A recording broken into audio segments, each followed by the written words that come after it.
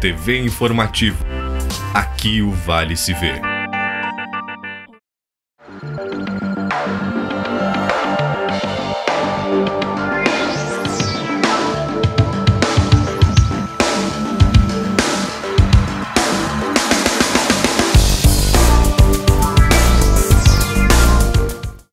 Olá, os números dos participantes são divergentes, mas o certo é que a população foi para as ruas neste domingo pedir pelo fim da corrupção. Estes e outros assuntos você confere a partir de agora no Redação Informativo.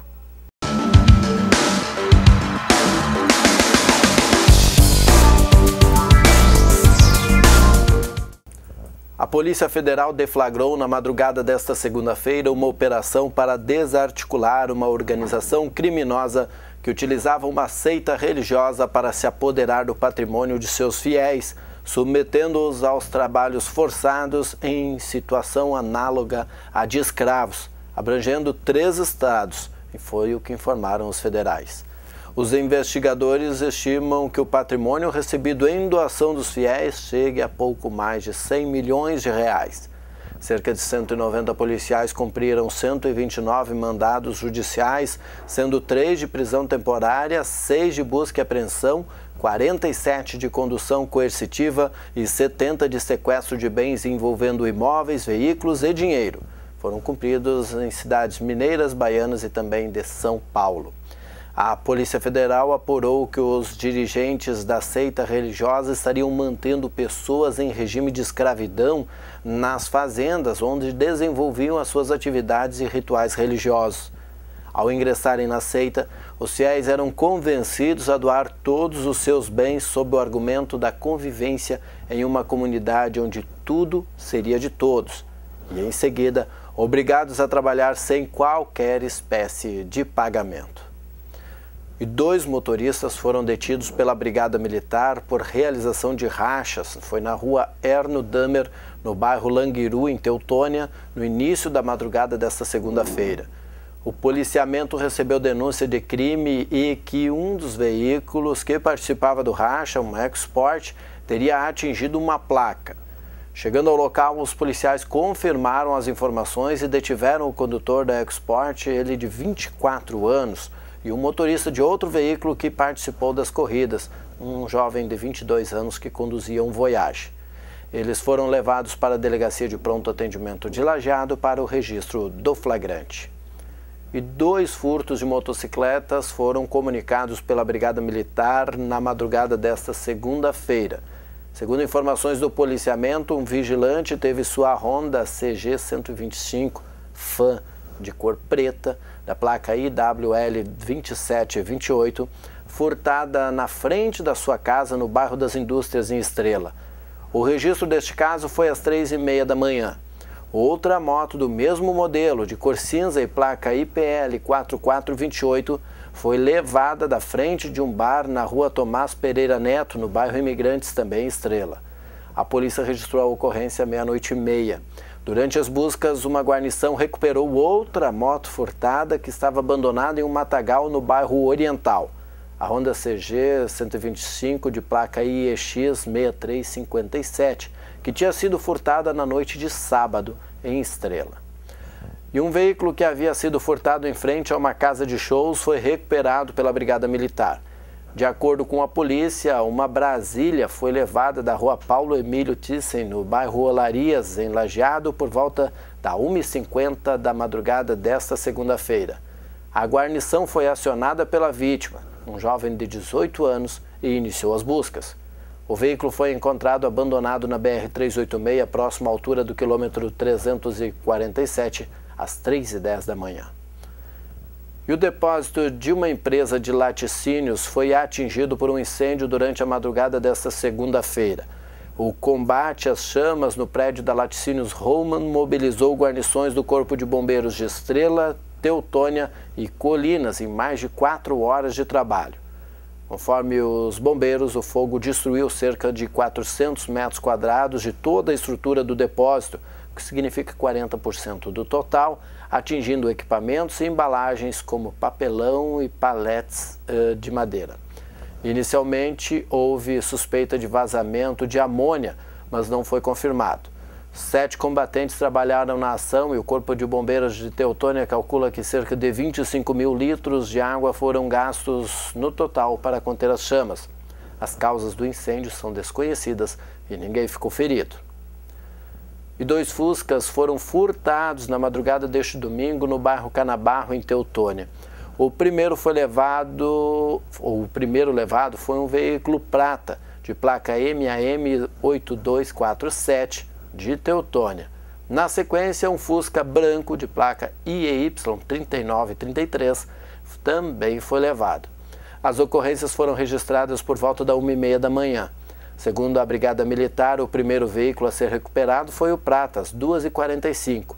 O carro branco foi encontrado às 4 horas da manhã.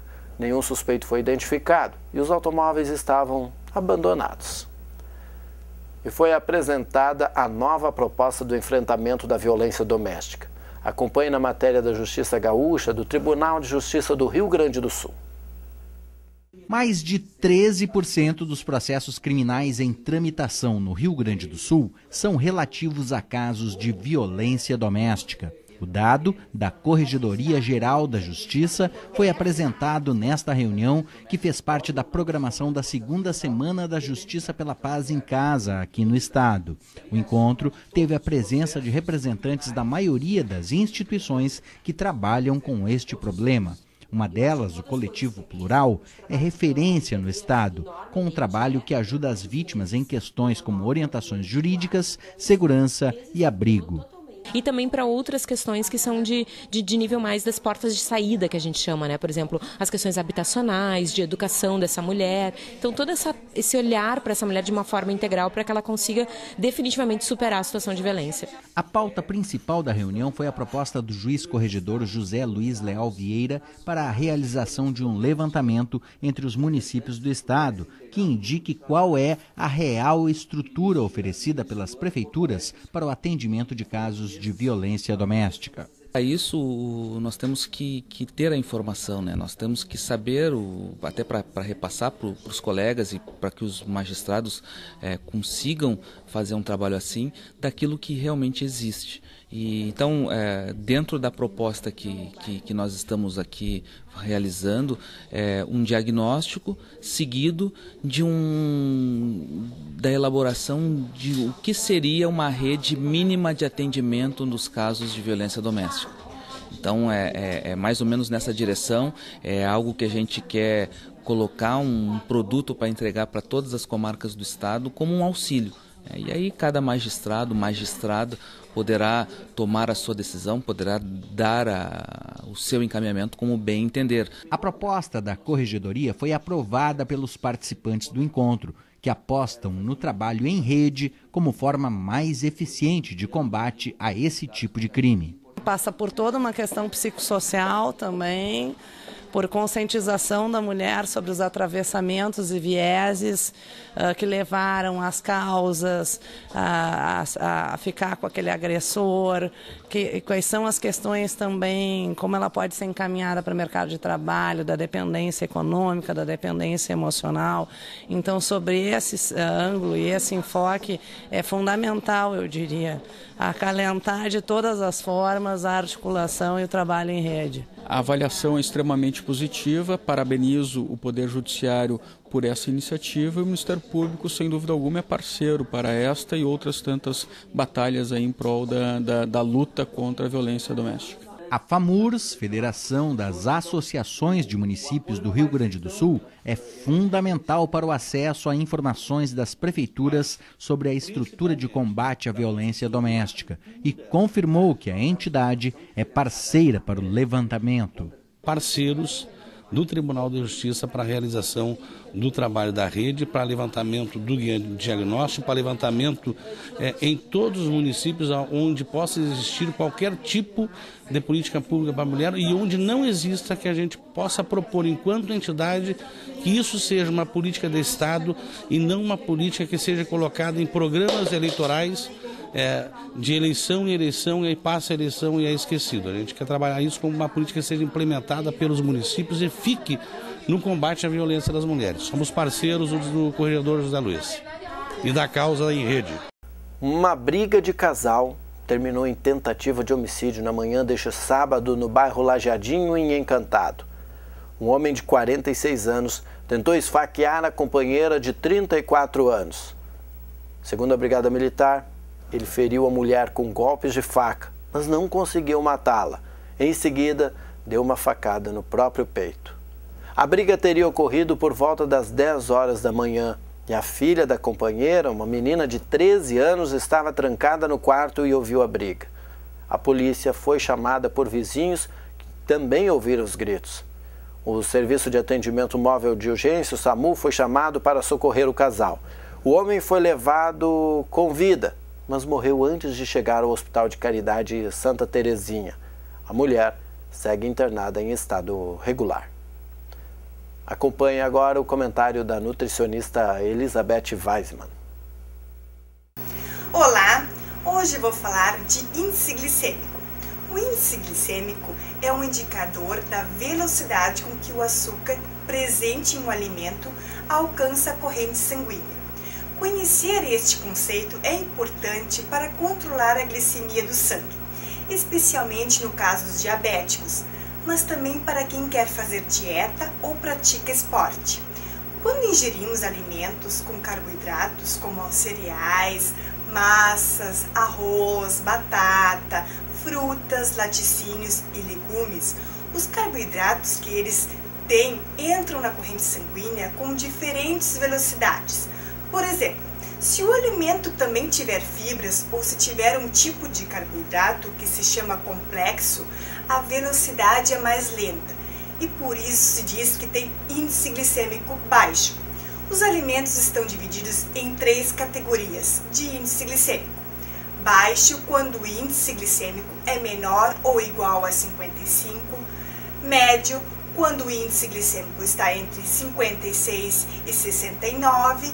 E alto, quando o índice glicêmico é maior ou igual a 70. Os alimentos com baixo índice glicêmico, ao contrário dos que têm alto índice glicêmico, diminuem a fome, aumentam a saciedade e melhoram o controle do peso. Os alimentos de alto índice glicêmico são indicados para reposição rápida de energia, por exemplo, durante ou imediatamente após o treinamento. Exemplos de frutas com baixo índice glicêmico são elas: a maçã, laranja, pera, pêssego, ameixa e damasco. E alimentos com alto índice glicêmico são bolos, pão francês, batata cozida, mel e farinha de milho, entre outros. Uma ótima semana a todos!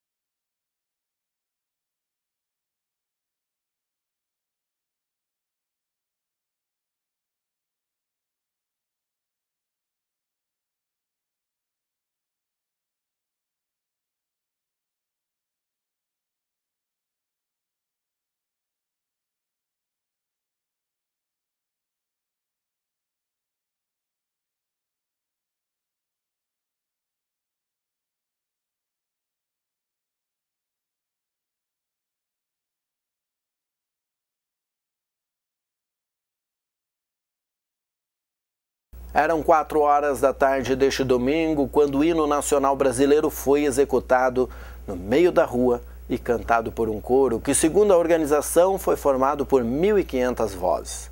A Brigada Militar fala em 350 pessoas. O Vem Pra Rua de domingo trouxe à tona os pedidos de lisura e retidão na política nas esferas nacionais e locais.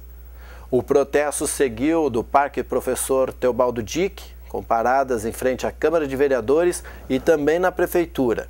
O ponto de chegada. Os manifestantes lavaram as escadarias que dão acesso à sede do Executivo.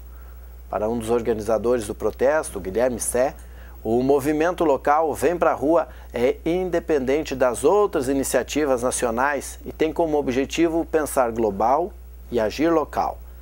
Desde março, quando aconteceram os primeiros protestos de 2015, o grupo Vem Pra Rua Lajeado acompanha as sessões da Câmara de Vereadores e cobra mudanças pautadas pela população. Os 12 pontos defendidos pelo grupo são os mesmos pautados ainda em março deste ano. E o município de Estrela terá 7 urnas para que os eleitores possam escolher as prioridades regionais da Consulta Popular 2015. A votação ocorre nesta quarta-feira, das 8 da manhã até às 5 horas da tarde. Das 7 urnas, 4 serão itinerantes, a cargo da Secretaria Municipal de Educação, Brigada Militar, Terceira Coordenadoria Regional de Educação e Secretaria Municipal da Agricultura. Haverá urnas também na Secretaria Municipal da Saúde, no Hospital Estrela, das 8 da manhã até às 9h30 da noite, e na Prefeitura. A consulta popular vai definir parte dos investimentos do orçamento do Estado em 2016. O Vale do Taquari receberá R$1,5 milhão de reais. Concorrerão 2 projetos na área da saúde, 2 na educação e 6 nas áreas da agricultura, ciência e tecnologia. O eleitor poderá optar em até 4 projetos e 4 prioridades estratégicas da cédula. Além da votação presencial, você também poderá escolher suas prioridades pela internet, no site www.participa.rs.gov.br até às 11h59 da quarta-feira. Em Estrela, a consulta é coordenada pelo Conselho de Desenvolvimento Urbano, Rural e Ambiental e também a Secretaria Municipal de Planejamento e Desenvolvimento Econômico. E a pauta está trancada pela proposta que acaba com a desoneração em 50 setores. Estamos falando do Senado. Veja com Karine Beluso, que traz as informações. A intenção do governo era a de reduzir a desoneração, aumentando a alíquota do imposto sobre o faturamento das empresas por meio de medida provisória enviada ao Congresso no início deste ano. Ocorre que essas desonerações, não só as da Folha, mas as da Folha tiveram muito peso, foram em grande parte responsáveis pelo déficit primário do país, no momento em que a economia estava se retraindo, em que a arrecadação se desacelerava, agora ela está caindo. Para você ter uma ideia, em 2014, elas foram estimadas no âmbito federal em 104 bilhões, dos quais 21,6 com a desoneração da folha de pagamento. Em março, o presidente do Senado devolveu a MP ao Executivo. O Planalto, então, enviou ao Congresso o projeto de lei 57 de 2015, aprovado na Câmara no fim de junho. Os deputados alteraram o texto e minimizaram o impacto para alguns segmentos. Call centers, empresas jornalísticas, setores de alimentos, calçados e transportes, por exemplo, vão pagar menos impostos do que o previsto inicialmente na proposta. A meta era de que a arrecadação crescesse 12 bilhões e meio de reais por ano, mas com as mudanças feitas pela Câmara, a estimativa caiu para 10 bilhões. A oposição é contra, considera que o aumento de tributos prejudica a recuperação da economia e provoca crise e desemprego. Vai demitir gente, as empresas vão quebrar, vai aumentar o desemprego. Nós não podemos ser a favor desse projeto do governo. Esse projeto não tem como ser aprovado por 2 motivos. Primeiro, porque ele é fruto de um estelionato eleitoral. Ele é fruto de um golpe, certo? Segundo lugar, porque o que o presidente Renan apresentou agora como chamada Agenda Brasil, tá certo? Foi que o Brasil, nesta hora, e o Congresso Nacional, não podem criar insegurança jurídica para os empresários. e, cada vez mais, não pode aumentar a carga tributária. Nós vamos ter espaço para discutir uma solução melhor, até porque a preocupação de alguns senadores, e que é pertinente, é nós reonerando os setores, os vários setores produtivos, no momento que você tem redução de vagas no mercado de trabalho, isso seria ruim para a economia brasileira. Então, acho que essa discussão é uma discussão importante, essa discussão é pertinente. O líder do PT afirmou que se a proposta for modificada e voltar para a Câmara, o governo vai perder muito tempo sem os recursos de que tanto precisa. Bem, uma demora na possibilidade do governo contar com esses recursos, né? Eles devem representar algo em torno de 700 milhões de reais mês. Mas eu não acredito que a oposição tenha força suficiente para barrar a votação e a aprovação desse projeto. O relator da proposta da Presidência da República espera que ela seja votada já na primeira sessão deliberativa da semana. Ele adiantou os próximos assuntos a serem apreciados depois que a pauta for destrancada. Na sequência, nós vamos, a pauta destravada, nós vamos votar o PLS do senador Randolfo Rodrigues, né, que é a regularização dos valores que estão no exterior do ponto de vista de aprovação aqui no plenário. E depois disso nós temos ainda o projeto de resolução da questão do ICMS, da unificação de ICMS. Um total de 198 atendimentos veterinários foram prestados pelos profissionais da Secretaria da Agricultura de Estrela no mês de julho, além de 200 inseminações de bovinos e suínos. A informação consta no relatório mensal da Secretaria. No mesmo período, foi fiscalizado o abate de 220 suínos nos abatedouros sob responsabilidade do Serviço de Inspeção Municipal, o SIM. A pasta também prestou serviços aos agricultores em 91 propriedades, assim como o transporte de 105 cargas de material, das quais 68 de forma gratuita, como forma de incentivo.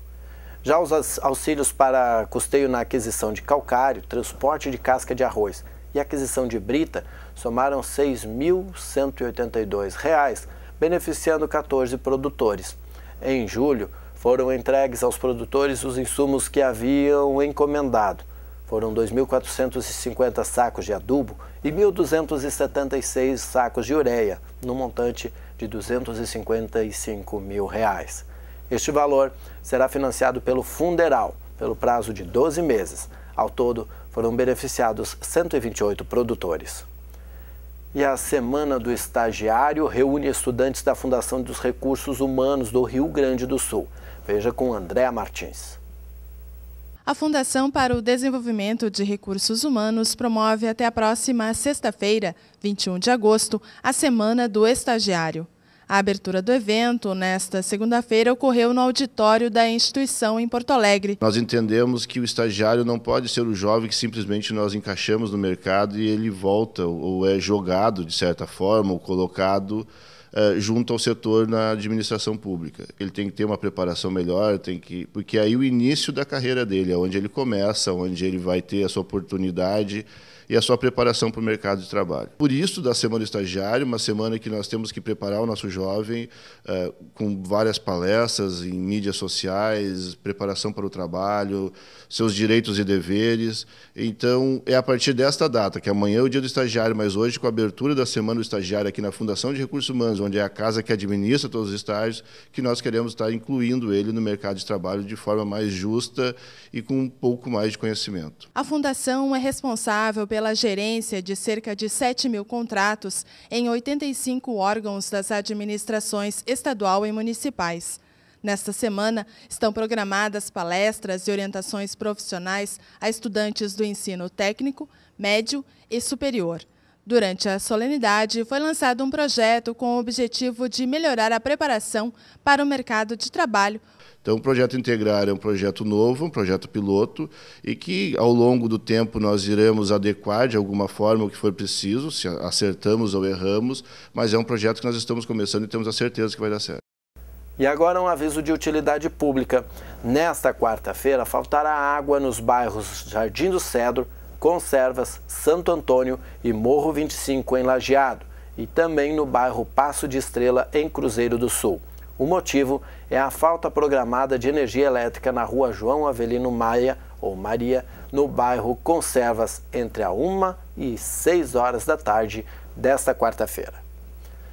E o Pronatec ajuda o Brasil na conquista do World Skills 2015. Veja com Leandro Alarcon. O Brasil ficou em primeiro lugar na Olimpíada Mundial de Profissões, a World Skills, realizada em São Paulo. Essa é a maior competição do mundo que reúne estudantes da educação profissional e tecnológica. Foram 27 medalhas conquistadas pela delegação brasileira, 11 delas de ouro, 10 de prata e 6 de bronze.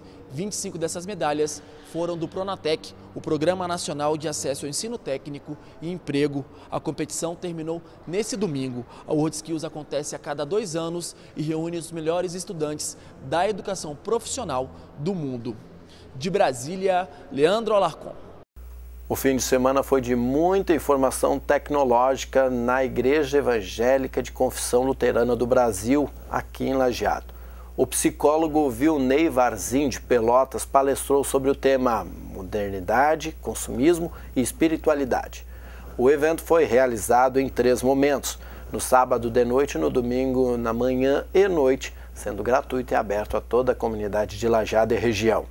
Varzim afirma que o mundo virou do avesso em 30 anos e todos os meios de comunicação mudaram. O palestrante conversou com o público em como juntar uma forma harmoniosa a tecnologia e a modernidade para somar e deixar a vida melhor. O psicólogo confessa que é usuário da tecnologia e que ela acrescenta muito em sua vida.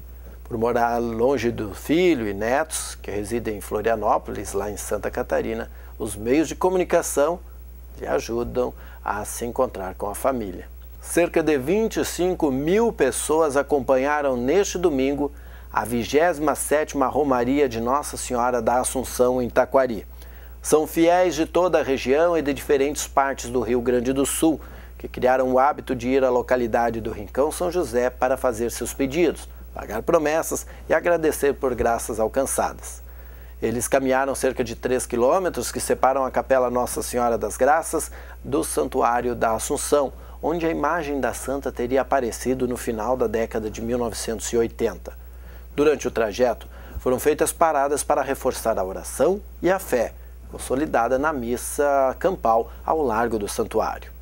O secretário municipal de Esporte, Lazer, Cultura e Turismo, Leandro Mariante, agradeceu a santa pelo clima favorável. Sem calor e sem chuva, com um ventinho frio, impulsionou a caminhada pelos 3 quilômetros da capela até o santuário. Segundo ele, a estrutura montada para a recepção dos romeiros pode ser uma atração além da fé popular. Em todo o percurso foram instalados banheiros químicos, mais 4 ambulâncias que zelaram pela saúde dos caminhantes.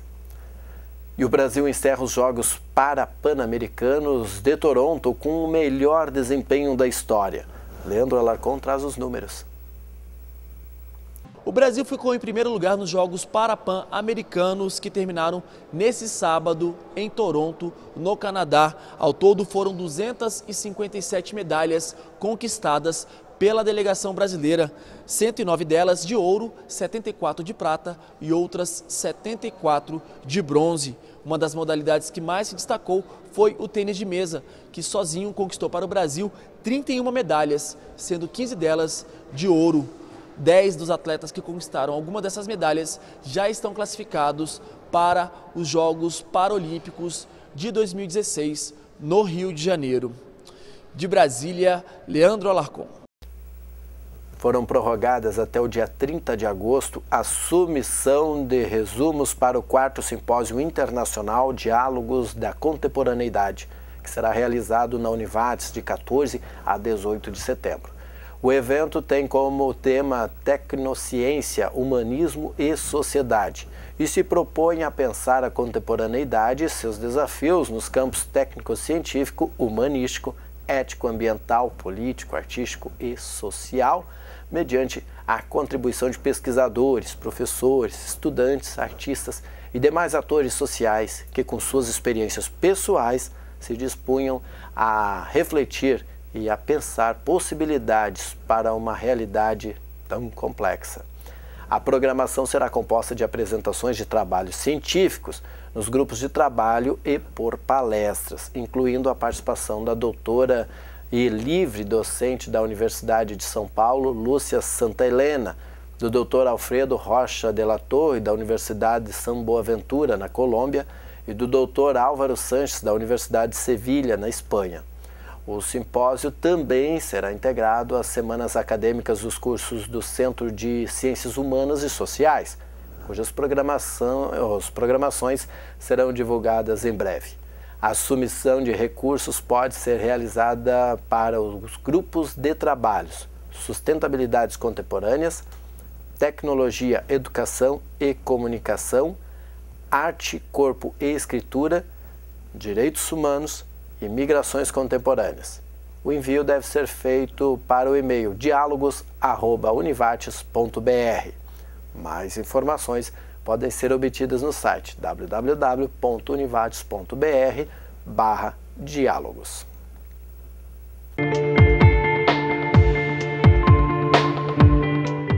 E de acordo com o Centro de Informações Hidrometeorológicas da Univates, esta terça-feira será de sol com aumento da nebulosidade e pancadas de chuva. A mínima em Lajeado será de 18 e a máxima de 25 graus. Na quarta-feira, ocorre a redução da nebulosidade, com gradual melhora do tempo. Diminui também a temperatura. A mínima será de 13 e a máxima não passa dos 21 graus.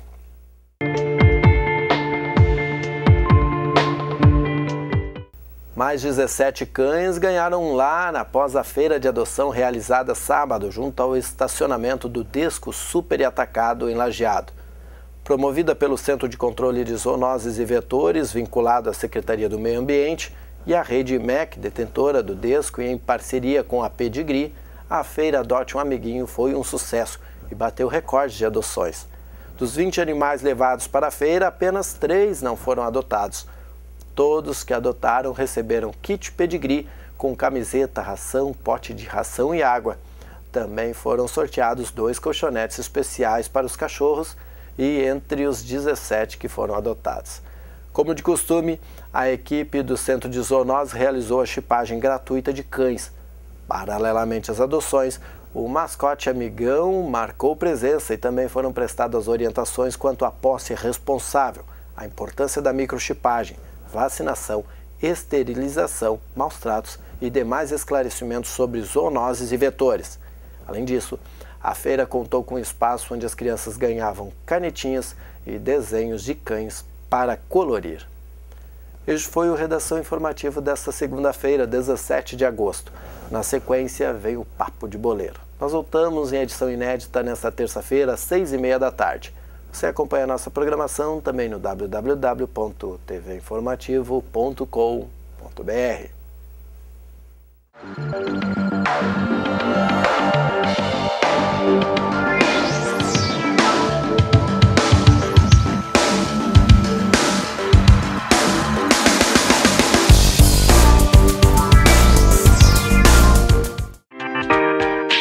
TV Informativo. Aqui o Vale se vê.